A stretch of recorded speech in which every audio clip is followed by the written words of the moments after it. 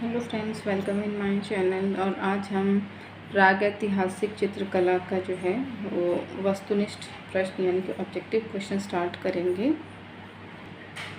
तो ये देखिए फ्रेंड्स, हम क्वेश्चन स्टार्ट करेंगे। ठीक है, स्टार्ट करने से पहले एक इम्पॉर्टेंट इन्फॉर्मेशन देनी थी आपको कि यूपी टीजीटी और पीजीटी के एग्ज़ाम्स संभवतः सितंबर के लास्ट वीक या अक्टूबर के फर्स्ट वीक तक में हर हाल में शुरू हो जाता है, क्योंकि जो अपना चयन आयोग है वो हमारा टीजीटी पीजीटी का एग्ज़ाम करवाएगा और 25 जुलाई तक मोस्ट प्रोबेबली है कि हो सकता है उसका गठन हो जाए। और अगर गठन हो जाता है तो विद इन मतलब 1 से 1.5 महीने के अंदर अंदर आपके एग्ज़ाम हर हाल में हो जाएंगे।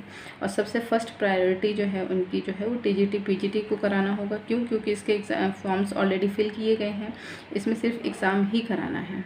ठीक, तो अब आप जो है क्वेश्चंस को अच्छे से देखिए, पढ़िए और जितना हो सके उतना रिवीजन करिए। ठीक, जितना पढ़ा दिए हैं उसी के थोड़े से जो है क्वेश्चंस जो है ऑब्जेक्टिव कर लेते हैं, उसके बाद फिर हम आगे का स्टार्ट करेंगे। ठीक है, तो मैं आपको क्वेश्चंस के लिए टाइम भी दूंगी ताकि आपके पास उतना टाइम रहे, आप क्वेश्चन को समझिए, खुद लगाइए, पॉज कर लीजिएगा वीडियोस, उसके बाद खुद अपना देखिएगा आंसर कितने हैं और लास्ट मुझे कमेंट में ज़रूर बताइएगा कि कितने आंसर्स आपके सही निकले। ठीक, तो स्टार्ट करते हैं। हमारा पहला है कि कला किस भाषा का शब्द है। ये क्वेश्चन मैंने आपको काफ़ी अच्छे से पढ़ाया था कि कला किस भाषा का शब्द है, हिंदी का है, उर्दू का है, संस्कृत का है या अंग्रेजी का है।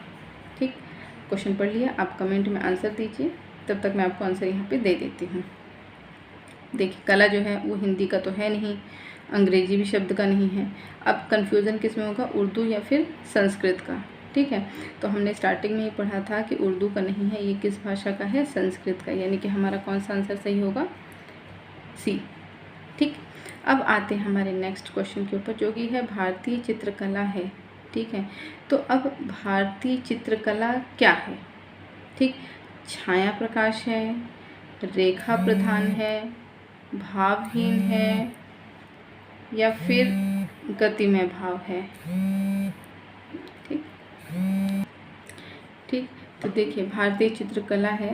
ठीक है, छाया प्रकाश, रेखा प्रधान, भावहीन या गतिमय भाव। आई होप इसका आंसर आपने बता दिया होगा या लिख लिया होगा कहीं पे। तो आपको बता देते भारतीय चित्रकला, स्टार्टिंग से ही बताए थे, छाया प्रकाश कोई मतलब ही नहीं, भावहीन जिसमें भाव ही ना हो ये भी पॉसिबल नहीं है। अब किस में आप कंफ्यूज होंगे, गतिमय भाव या रेखा प्रधान में। तो स्टार्टिंग से ही बताया है कि भारतीय चित्रकला की अगर बात आएगी, अगर चित्रकला की बात है तो अलग है, लेकिन अगर भारतीय चित्रकला की बात आती है तो ये क्या है, रेखा प्रधान। क्योंकि अगर हम अजंता से स्टार्ट करेंगे तो अजंता में रेखाओं से पूरा का पूरा महत्व जो है वो रेखाओं का दिया गया है। ठीक है, तो भारतीय चित्रकला क्या है, रेखा प्रधान, यानी कि इसमें आपका जो है बी आंसर सही है। ठीक, अब तीसरे में आते हैं, क्या लिखा है, रूप भेद करण है। ठीक है, रूप भेद, अब रूप भेद क्या होता है। ठीक है, ये क्वेश्चन भी आपको बताया गया था कि रूप भेद क्या होता है। ठीक है, आकृति है किसी चीज़ की, या फिर दर्शन है, या ज्योति है, या अनंत है। ठीक है, तो देखिए रूप भेद जो है वो ना तो दर्शन है ना तो ज्योति है। आप कहाँ पे कंफ्यूज होंगे, आकृति और अनंत में कंफ्यूज होंगे कि इन दोनों में से कौन सा सही है। ठीक है, तो इसका आंसर होगा अनंत। ठीक है, अनंत क्यों होगा, क्योंकि रूप भेद में क्या होता है कि हम पहले रूप को पूरा का पूरा देखते हैं। ठीक है, कि उसकी संरचना कैसी है। ठीक है, तो ये अनंत में होगा। ठीक है, और रूप भेद करण है, मतलब रूप भेद का कोई निश्चित आकार है, तो ये क्या है, अनंत है, उसको कोई ऐसा मतलब है ही नहीं उसका कोई आकार वगैरह। ठीक है, तो क्वेश्चन को पहले रूप भेद, अगर आप रूप भेद तो रूप भेद में आप आकृति, लेकिन रूप भेद करण की अगर आप बात करेंगे तो कोई आंसर में क्या जाएगा, अनंत। इसमें एक एक शब्द का महत्व जो है वो बिल्कुल ही पूरी की पूरी जो इसका अर्थ है क्वेश्चन का वो ही बदल देता है। ठीक है, अब बात आती है चौथा क्वेश्चन, क्या लिखा है, प्रमाण क्या है। ठीक है, अब प्रमाण के बारे में भी अच्छे बताए थे कि प्रमाण क्या होता है, वस्तु का ब्यौरा। ठीक है, सुनिश्चित, माप या लंबाई। प्रमाण मतलब मैं बताई थी कि हमें किसी चीज़ का प्रमाण चाहिए। ठीक है, प्रमाण क्या होता है, प्रमाण, अगर हमें किसी चीज़ का प्रमाण चाहिए कि हाँ इसने ये किया है कि नहीं किया है, ठीक है, तो उसमें क्या होगा, सुनिश्चित करना, ये तो पॉसिबल ही नहीं है। माप, लंबाई, तो ध्यान दीजिएगा प्रमाण में अकेले माप का कोई मतलब नहीं है, लंबाई का कोई मतलब नहीं, इसमें माप भी चाहिए, लंबाई भी चाहिए, समझ में आए। तो अगर हम माप का करेंगे तो ये दोनों में हम कंफ्यूज हो जाएंगे, क्योंकि ये दोनों ही है हमारा, लेकिन क्वेश्चन में हम दो नहीं लगा सकते, एक लगा सकते हैं। तो इसमें क्या होगा, वस्तु का ब्यौरा, यानी कि प्रमाण के बारे में, यानी कि वस्तु के बारे में पूरा ब्यौरा चाहिए कि उसकी लंबाई कितनी है, उसकी माप कितना है, हर एक चीज़ के बारे में। तो प्रमाण का क्या हो जाएगा, वस्तु का ब्यौरा, यानी कि आंसर ए से भी होगा, ठीक है। भाव कला को क्या देती है, अब बात आती है किसकी, भाव की, ठीक है। तो आपको पता होना चाहिए कि भाव क्या होता है, ठीक है। तो अब देखते हैं हमारे ऑप्शन में क्या है कि परिवर्तन है, अभिव्यक्ति है, लय है या फिर आनंद है, ठीक। तो अब देखिए अगर हम बात करेंगे कि भाव, ठीक है, तो भाव जो है वो लय तो नहीं है, ठीक है, परिवर्तन भी कोई मतलब नहीं है कि परिवर्तन हो उसका, ठीक है। अब बात आती है हमारी अभिव्यक्ति या आनंद, ठीक है। तो कला को हमने पढ़ा था कि क्या करता है कला हमें आनंद प्रदान करता है, लेकिन जो भाव है, ठीक है, भाव मतलब क्या होता है कि हमें वो भाव देखना चाहिए कि वो हंस रहा है, मतलब चित्रकला में जो भाव दिखाई देना चाहता है वो हंस रहा है, रो रहा है, ये वो प्रसन्न है या फिर वो किस तरह से, तो क्या वो अपनी क्या दिखाता है, वो अपनी अभिव्यक्ति को दर्शाता है। तो भाव कला में क्या देता है, अभिव्यक्ति देता है, यानी कि आंसर आपका बी सही है। लावण्य योजना किसे कहते हैं, लावण्य योजना ये तो मैंने आपको बहुत अच्छे से बताई थी कि लावण्य योजना क्या होता है, ठीक। तो रूप राशि, सुरुचि संगम, सुंदरता, बाह्य सौंदर्य का व्यंजक। अब ध्यान दीजिएगा, एक एक शब्द का जो है मीनिंग अलग हो जाता है, तो आपको इतना याद होना चाहिए कि किसका क्या होगा, ठीक है। तो इसका सिंपल बता देते हैं कि लावण्य योजना जो होता है वो रूप राशि, यानी कि रूप के बारे में पूरी की पूरी, ठीक है। हालांकि है बाहरी सुंदरता, लेकिन बाहरी सुंदरता का व्यंजक इसने सिर्फ एक व्यंजक डाल दिया है, ठीक है, तब कि उसमें पूरी की पूरी जो रूप का है ना, मतलब बाहरी रूप के पूरा का पूरा हर चीज़ ऊपर से लेके नीचे तक का जितना भी उसके कपड़े हो गए, उसके गहने वगैरह हो गए, हर एक चीज़ का जो है, ठीक है, इसमें बताता है। तो लावण्य योजना किसे कहते हैं, रूप राशि, यानी कि रूप की जो राशि रहती है उसको कहते हैं, ठीक है। अब देखिए सादृश्य का अर्थ है, ठीक है। अब सादृश्य मतलब क्या होता है, आपको मैं बताई थी, सादृश्य मतलब क्या होता है कि दृश्य जो है उसके समान हो, ठीक है। सादृश्य मतलब समान दृश्य वाला, ठीक। समान दृश्य मतलब जैसे कि सामने कोई दृश्य हो उसी को हम हूबहू जो है चित्रित करते हैं। तो देखिए अब इसमें क्या है, आकृति में समानता, सहायता, चित्रांकित या समाविष्ट। तो इसका जाहिर सी बात है आंसर आपको पता ही होगा कि आकृति में समानता इसका यही है, ठीक है।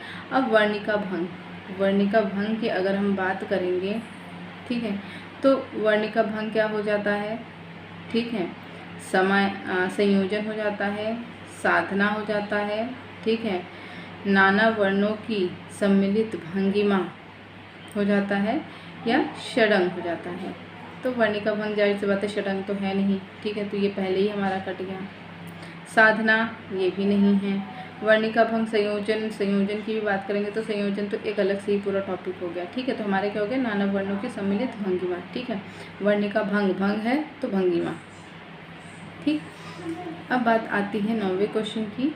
तो भारतीय चित्रकला की एक विशेषता, तो भारतीय चित्रकला की एक विशेषता क्या है, सिर्फ एक विशेषता के बारे में हम बात करेंगे। तो देवी रूप की कल्पना, अनंतकरण की प्रेरणा, सत्यम शिवम सुंदरम या उत्कर्ष एवं उन्नयन, ठीक है।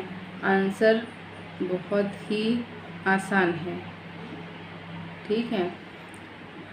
जो भारतीय चित्रकला है, ठीक है, उसकी ये विशेषता है अंतःकरण की प्रेरणा, यानी कि जो हमारे अंतर्मन में है, ठीक है, उसी की प्रेरणा को पा करके हम जो चित्रित करते हैं। अब ध्यान दीजिएगा, आप इसमें कंफ्यूज मत हो जाइएगा सत्यम शिवम सुंदरम के लिए, ठीक है। भारतीय चित्रकला की विशेषता पूछा है, ठीक है, तो विशेषता आपकी जो है अंतःकरण की प्रेरणा होगा, ठीक। ठीक है। तब कि भारतीय चित्रकला किस चीज़ पर आधारित है, अगर आधारित पूछ लेगा तो आधारित में आ जाएगा आपका सत्यम शिवम सुंदरम। लेकिन अगर विशेषता पूछता है तो विशेषता क्या है हमारे की, जो हमारे अंतर मन में है, यानी जो हमारे मन में है उसी को प्रेरणा स्रोत बना करके हम जो चित्रित करते हैं, ठीक है, वही तो भारतीय चित्रकला की है ना विशेषता। ठीक, अब हमारे आते हैं 10वें क्वेश्चन में। ठीक है, तो 10वां क्वेश्चन क्या बोल रहा है कि भारतीय कला में सर्वाधिक महत्व की बात। ठीक है, भारतीय कला में सर्वाधिक महत्व की बात मतलब सबसे ज़्यादा महत्व किस बात पे दिया गया है, तो मनुष्य का उल्लासमय जीवन में हर्ष व आनंद के भाव फूटना, समय पर रीति जो सज्जनों को स्वीकार हो, लोक मान्यताओं को ग्रहण किया, चिंतन सत्य को भारतीय कला प्रतीक के सहारे व्यक्त करना। ठीक, तो अब देखिए इसमें आप कंफ्यूज किस किस में होंगे, भारतीय रीति रिवाज में इसमें तो होंगे नहीं, लोक मान्यताओं की इसमें भी होंगे नहीं। ठीक है, तो सर्वाधिक महत्व, अब देखिए ये भी है ये भी है। ठीक है, अब सर्वाधिक महत्व यानी सबसे ज़्यादा महत्व किस चीज़ का दिया गया है, तो पहले हम इसको देख लेते हैं कि चिरंतर सत्य को भारतीय कला प्रतीक के सहारे व्यक्त करना। अब ध्यान देना, भारतीय कला प्रतीक के सहारे व्यक्त करना, भारतीय कला प्रतीक के सहारे क्या हम व्यक्त करते हैं, नहीं करते हैं ना। ठीक है, तो अब देखिए हम अपने पहले में आ जाएं तो सर्वाधिक मनुष्य के उल्लास में जीवन में हर्ष व आनंद के भाव फूटना, यानी कि जो हमारे उल्लास के जीवन है, जो चीज़ भी हम चित्रित करते हैं तो उससे क्या होता है हमारे आनंद आता है। ठीक है, हमारे मनोभाव जैसे अच्छी चित्रकारी हो जाती है, हम बनाते हैं तो हमारे क्या होता है, हम बहुत ही ज़्यादा खुश होते हैं, अंदर से खुश होते हैं और आनंद प्राप्त करते हैं। ध्यान दीजिए फ्रेंड्स, ऐसे ही क्वेश्चंस होते हैं जो कि आपके मेरिट में बनते हैं। ठीक है, बाकी तो नॉर्मल क्वेश्चन है, नॉर्मल क्वेश्चंस आप जरूर कर लेंगे, लेकिन अब क्या हो कि आयोग जो है ना वो दो दो क्वेश्चंस आपको इतना ज़्यादा सटीक दे देगा ना कि आप खुद ही कंफ्यूज रहेंगे कि ये कोई आंसर होगा या ये आंसर होगा। तो उसमें आपको मालूम है एक एक शब्द को ध्यान देना पड़ेगा कि एक एक शब्द क्या बोल रहा है। ठीक, तो उस चीज़ के ऊपर आपको ध्यान देना पड़ेगा। ठीक है, आज हम 10 क्वेश्चंस करेंगे। ठीक है, कल हम फिर से 10 क्वेश्चंस करेंगे। ठीक, नेक्स्ट वीडियो में जब भी मैं डालूँगी।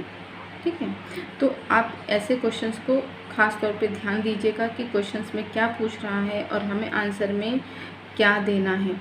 क्वेश्चन की एक लाइन, क्योंकि वहाँ पे आप यहाँ पे तो मान लीजिए जैसे ये हो गया आपका भारतीय चित्रकला की एक विशेषता, सपोज आपने ये क्वेश्चन दिया। ठीक है, अब इस क्वेश्चन में आपने बोला कि नहीं हमें तो पढ़ाया गया सत्यम शिवम सुंदरम के ऊपर जो बेस्ड है वो हमारी भारतीय चित्रकला है, तो आप तुरंत चले गए कहाँ पे, आयोग में चले गए कि भाई हमारा जो आंसर है वो सही है। क्योंकि कई बुक्स में देखिए कुछ दूसरा लिखा रहेगा, कई बुक्स में कुछ दूसरा लिखा रहेगा।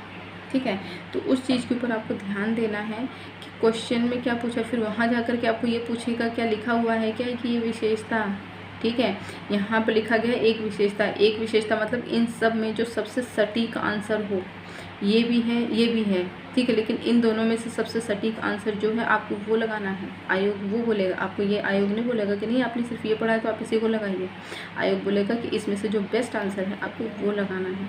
इसी से पूरी की पूरी मेरिट बनती है। तो क्वेश्चंस को आप अच्छे से समझें, क्वेश्चन क्या बोल रहा है, उसके अकॉर्डिंग जो है आंसर्स लगाने हैं। ठीक, तो आप फिलहाल तो बताइएगा कि 10 में से आपको कितने मार्क्स मतलब कितने आपने आंसर सही किए हैं। जहाँ तक मुझे लगता है कि आपके हार्डली 7 या 6 क्वेश्चन सही होंगे, उससे ज़्यादा तो मुश्किल है सही होना। लेकिन फिर भी अगर आपने मान लीजिए 8 या 9 क्वेश्चन सही किया तो देन आपकी तैयारी बहुत अच्छी चल रही है। लेकिन अगर उससे कम किए हैं तो फिर आपको थोड़ा सा और, इसीलिए बोलते हैं कि हर एक जो टॉपिक पढ़ा रही हूँ उसमें एक एक चीज़ को देखिए कि अगर चित्रकला लिखा है, चित्रकला के बाद आगे क्या लिखा है, यानी उसके बाद एक एक वर्ड को समझना है इसमें। ये सारे मेरिट के क्वेश्चन है, ये सब नॉर्मल नहीं, क्योंकि नॉर्मल क्वेश्चन जो है वो तो आप आसानी से कर लेंगे क्योंकि वो आपने पढ़ा, लेकिन जो मेरिट वाले क्वेश्चन है ना वो ऐसे घुमा फिरा करके दिए जाते हैं। ठीक, तो आज के लिए इतना ही, मिलते हैं नेक्स्ट वीडियो में।